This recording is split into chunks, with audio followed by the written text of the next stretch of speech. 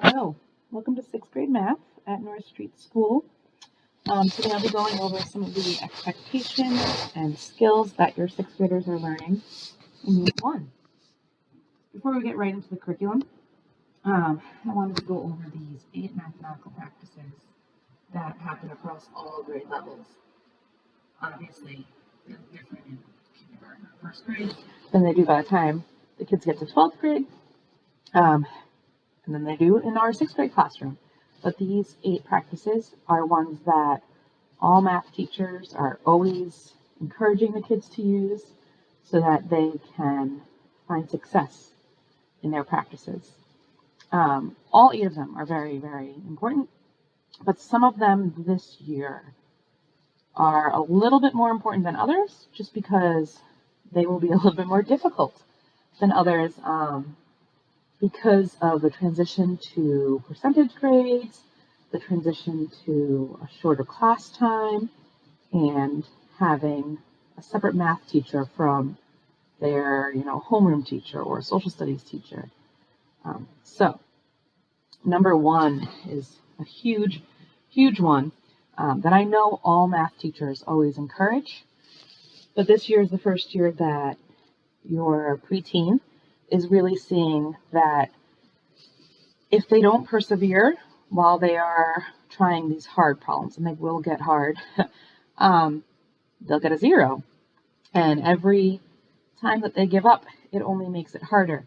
So making sense of problems can be difficult, but the perseverance part is really sometimes hard. It's hard for everyone to persevere when they're facing something that's difficult. So we worked through that a lot this year, trying anything, even if you know it's going to be wrong. If there's nothing else that you can think of to try it anyway, and you'll get it wrong, and at least you know that that's one thing that you shouldn't do, and now you can try something else. The next one that is huge this year is number 4, model with mathematics. Showing work is actually, I found, harder for the kids that math comes easier to. It's hard for all kids. None of them want to do any writing.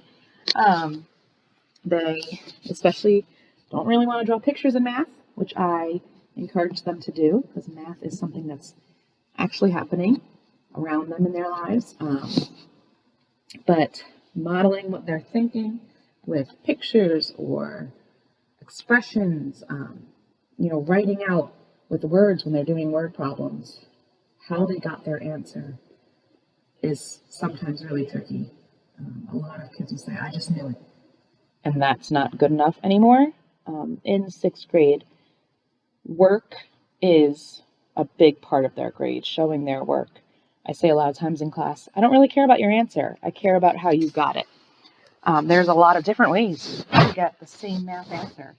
And I want to see which one they're taking, because that can tell me a lot about their understandings.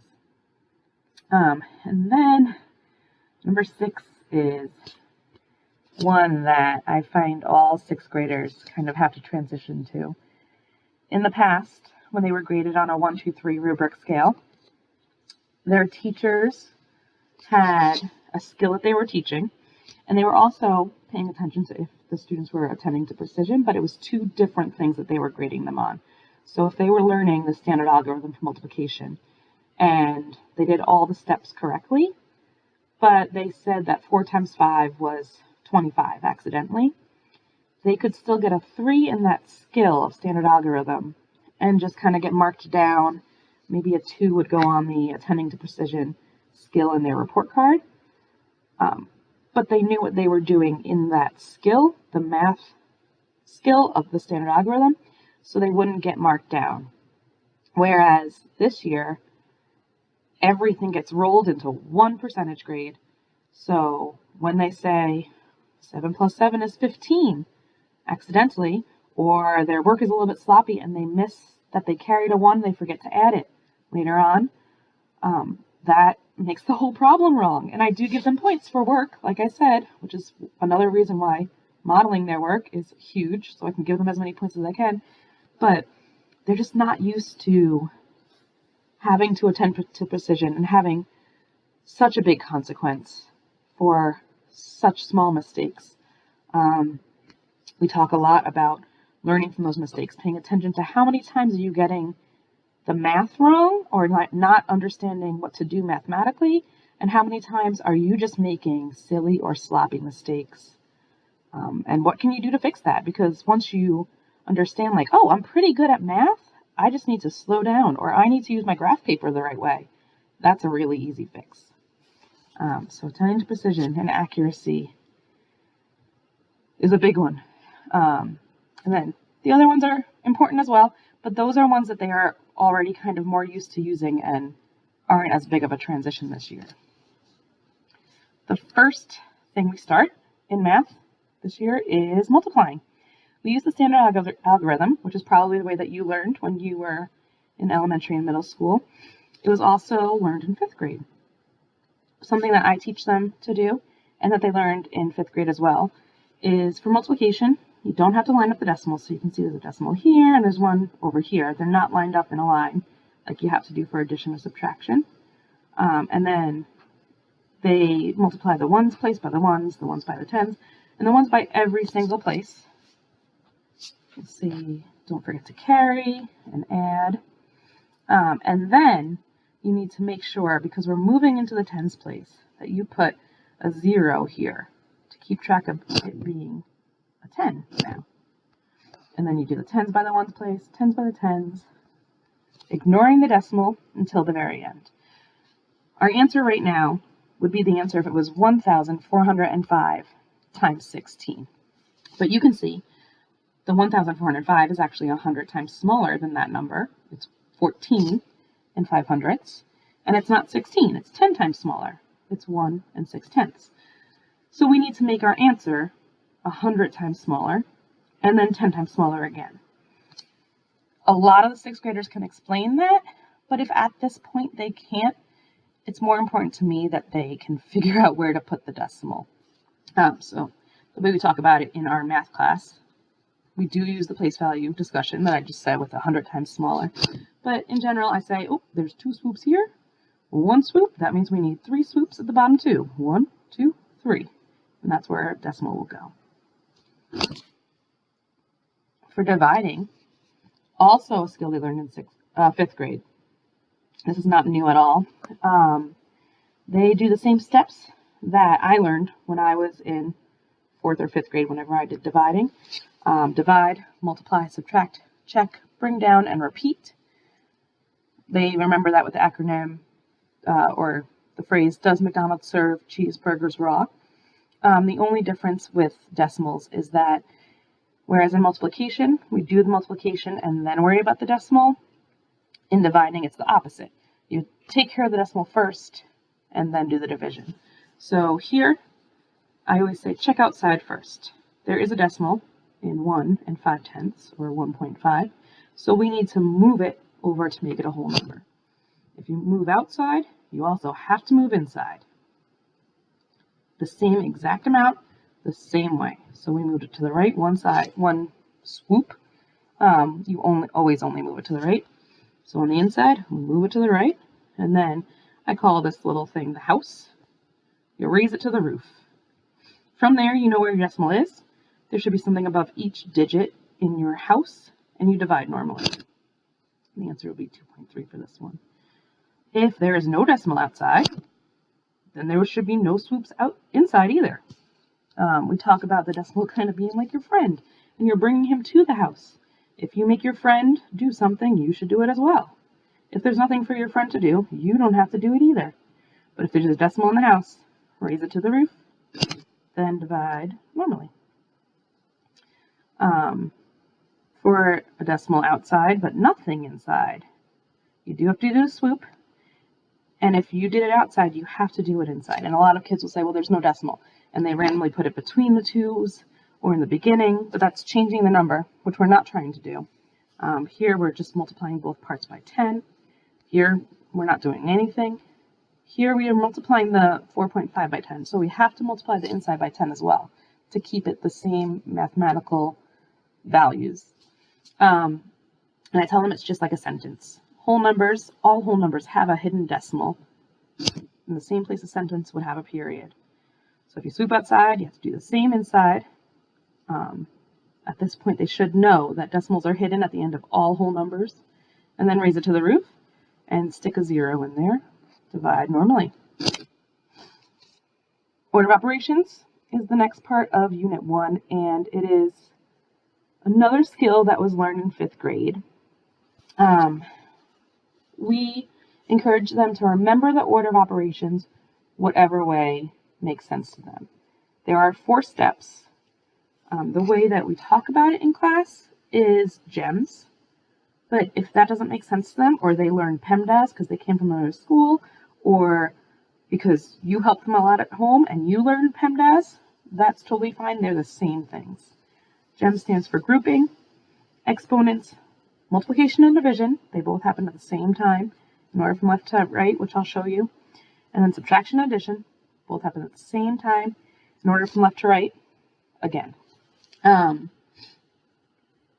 The PEMDAS, or please excuse my dear Aunt Sally, which is what I learned growing up, is the same. It's just a little bit misleading if you aren't practicing it all the time and you only remember the acronym, because it's not only parentheses, as you can see in this huge problem.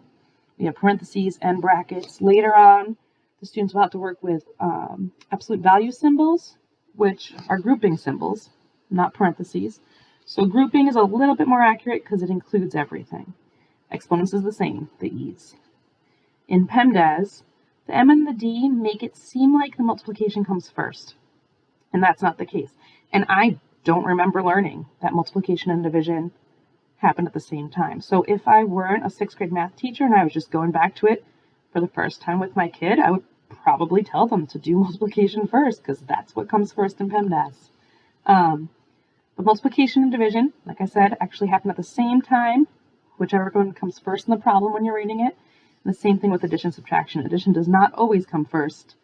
Addition and subtraction happen at the same time. You see, I kind of try and make them one word to have the kids remember. So this long diamond-shaped thing is what their work should look like. It's a lot of work, and it's really boring, and they really don't want to rewrite the problem every time and do one step at a time. But it's important because this is where attending to precision can make or break you. So if we were doing this problem, grouping or parentheses happens first. Here's a group. Inside of that, you also have to do the order of operations. So inside of this group is this group, 8 minus 5 plus 10. Here we go. Instead of doing addition first and then subtraction, we do the S part of GEMS. Subtraction and addition, whichever one comes first in the problem when you're reading it. So I'm only worried about this little parenthesis part. 8 minus 5 is first. So I have to do that part first. 8 minus 5 is 3. 3 plus 10 is 13. They could possibly do 8 minus 5 plus 10 in their head, all in one step. So that's an easy way to make a mistake. So I try to make them do every single step. Show me these little orange carrots. They can do it in pencil, or if they want to color code it, they can, so that I can see every single thing that they're doing and make sure it's the same as mine. You know, you can go out of order in the order of operations at times. But since they're just learning this, they learned it in 5th grade without the exponents, and they're just practicing, they need to really be following the steps before they can start experimenting and kind of going off the rails with their math. So, yeah, when they're doing order of operations problems, you should see the problem rewritten over and over and over again with one thing changed. You should see little arrows or carrots to show which 2 parts or which exponent they solved in that line. And then you can quickly see, you know, if they got here and they did 98 minus 12 first instead of the division, because you have to get rid of all the division and multiplication before you move on to the subtraction, I could circle that easily and see, oh, that was where you made your mistake, instead of trying to figure out based on just random writing all over the graph paper where they went wrong. So exponents is the new part of GEMS, or order of operations, or PEMDAS, that they are learning this year. Except they did learn it last year. Last year they learned base 10 exponents. So they learned how to write big numbers in scientific notation. For example, 3 times 10 to the 4th power. This is a really good way for them to start learning exponents, and it's totally appropriate. I just find that sometimes they get stuck on, 10 to the 4th power is a 1 with 4 zeros. 10 to the 2nd power is a 1 with 2 zeros. And then they start thinking, okay, so 3 to the 4th power is going to be 3,000, a 3 with 4 zeros. So we got to start making them think, okay, well, what is exponents? Exponent shows repeated multiplication. The big number, I say, is the big boss, base. It's called the base. And that's the number that's going to show up over and over and over again. The exponent is the one up in the air, and it tells you how many times the big number shows up. So 3 to the 4th power is 3 multiplied by itself 4 times. I do want them to do order of operations here and show all their work. Often they won't, or they'll do it in a kind of different way. And that's okay, because I do want them to get a little bit faster with exponents. They definitely do not have to memorize them, but they do have to show me that they know 3 to the 4th power is 3 times 3 times 3 times 3. Another thing that 6th graders do once they get good at realizing, okay, I can't just add zeros, that's only for base 10, is they go too fast and they see an exponent and they just multiply it. They'll say 3 to the 4th power is 12. I know that. I've known that forever. But that's wrong, because it's not 3 times 4. We already have a way to write 3 times 4. It's 3 being multiplied by itself 4 times. So I have 2 examples here. They especially get it wrong with numbers that are squared or to the 2nd power, because they are so good at doubling their numbers. They know 12 times 2 is 24 off the top of their head. Even if they don't know any of their other multiplication facts, they know their times 2 facts. So that's where you'll see a lot of errors. 4 squared, they'll say, is 8 instead of 4 times 4 is 16. And really that just takes slowing down and thinking, okay, well, wait, what does that exponent mean? That means repeated multiplication. That means 4 times 4, not 4 plus 4. All right, the rest. There's only 2 more slides, and these are new in 6th grade. So prime factorization can also be called writing a number as a product of primes. It should not say factor. It should be a product of primes. And we talk about how that means the same thing.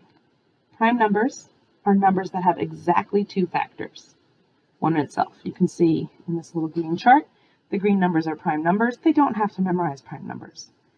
However, if they're not good at the divisibility rules, they should memorize the first few. The number 1 is not prime. It's not composite. It's not prime because a prime number has exactly 2 factors, and 1 only has 1 factor. That's 1.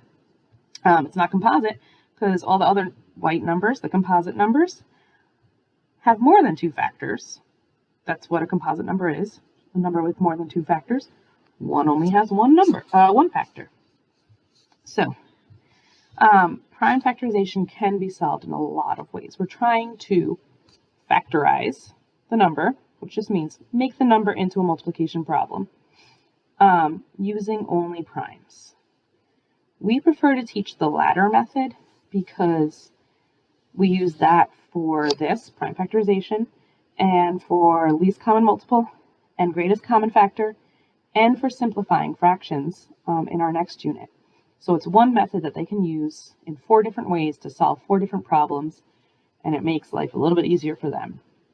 But if you learned factor trees, or you have a completely different way, or you look on Google and find something else that makes more sense to you and you feel is easier for your 6th grader, it's totally fine if they use that, as long as they know what they're doing. I'm going to go through the ladder method real quick. So if we were writing the prime factorization of 20, we're writing 20 as a product of primes. First, is 20 prime or composite? I look down here. It is composite. I also know because it's even. All even numbers except for 2 are composite because they are divisible by 2. So I make a little L, a ladder, around it. And we always try the first prime number, where our goal is to take out the smallest prime number that we can every time. So 2 can go into 20. 2 goes into 20 10 times. Is 10 prime or composite? It's even, it's composite. I can make another ladder rung, and you'll see we kind of make like steps. So it's composite. 2 can go into it. We try 2 first every time. 2 can go into it 5 times. I've gotten to a prime number, and that means I'm done.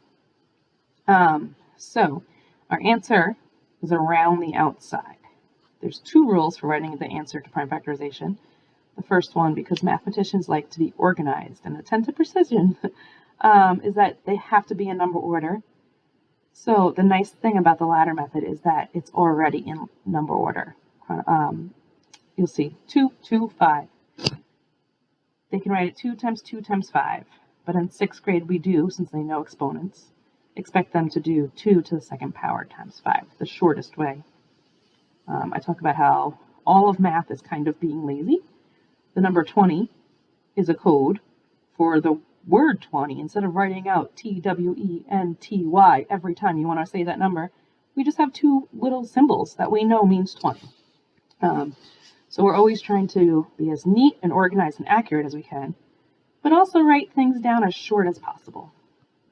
I will quickly show you all the rest of the answers. For 15, you try 2. 2 doesn't go in. You try 3. It works. Oh, we already got a prime on the bottom. We're good. The prime factorization of 15 is just 3 times 5. 14 is a little bit longer.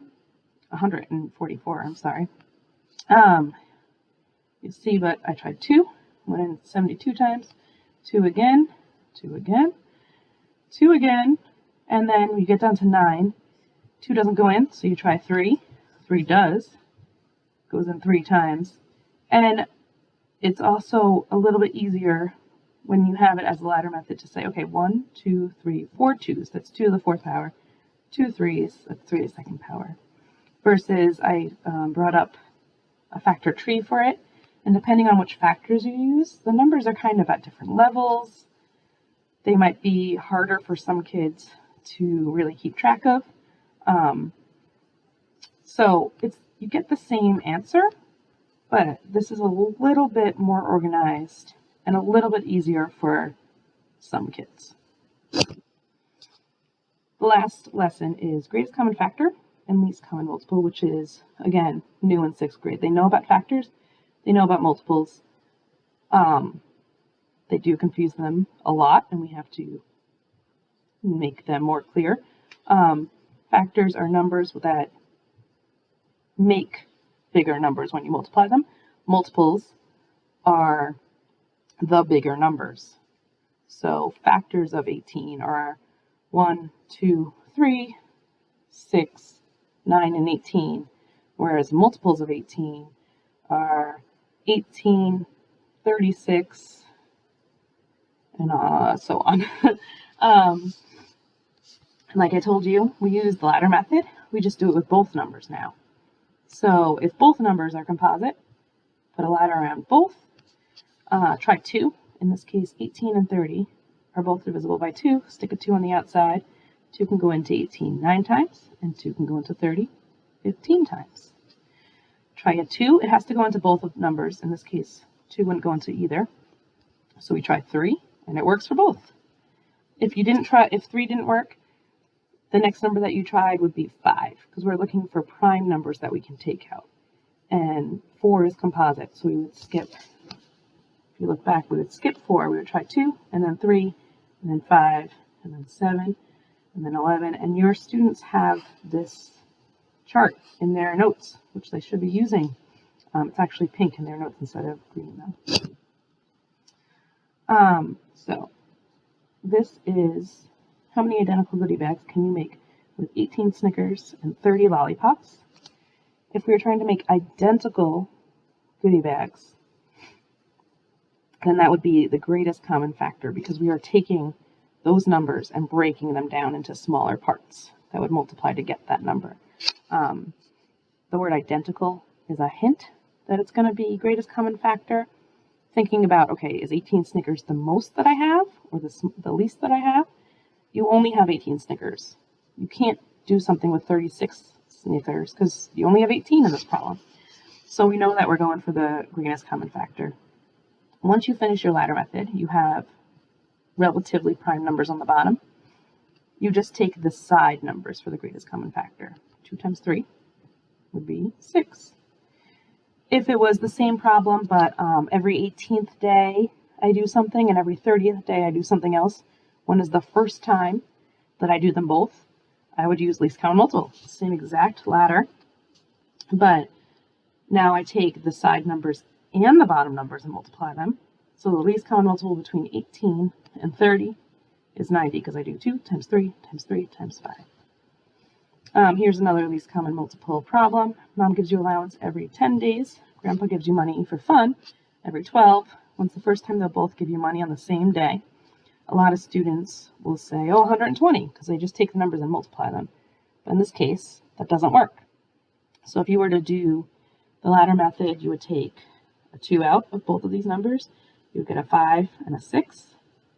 Although 6 is composite, 5 and 6 are relatively prime because they don't have any common factors except for 1. So you would do 2 times 5 times 6, which is 60. And 60 is the least common multiple. 120 is a common multiple, but 60 is the least common multiple. If it was the same numbers and a greatest common factor problem, once you're at the bottom, the 5 and the 6, you only take the side number for the G. So 2 is their greatest common factor. That is it. A little bit under half an hour. Thank you so much for watching. Please feel free to email me if you have any questions or concerns. Your students have all of these notes in their binders. You should be seeing their blue binders coming home if they forget them or they don't have them or they were absent. There are copies on my webpage through the Grafton Schools, and you can always also look at the topics of homeworks, which are available on Schoology and PowerSchool, and a study guide with notes and practice problems will be coming home before the test. So again, thank you for your support at home. I hope that you enjoyed this little bit of 6th grade math.